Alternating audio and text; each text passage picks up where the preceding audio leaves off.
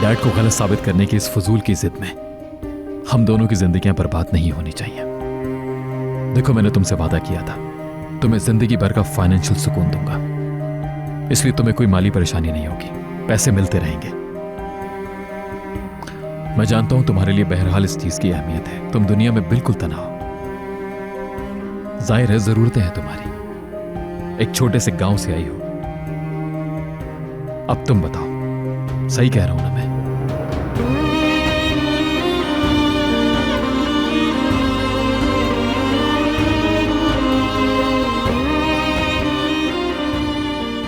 यार कुछ तो कहो, कुछ तो बोलो। कुछ कह रहा हूं मैं तुमसे, जवाब तो दो मुझे। मैंने डाइवोर्स की बात की है तुमसे रेहान, जवाब दो मुझे, बोलो हां या ना।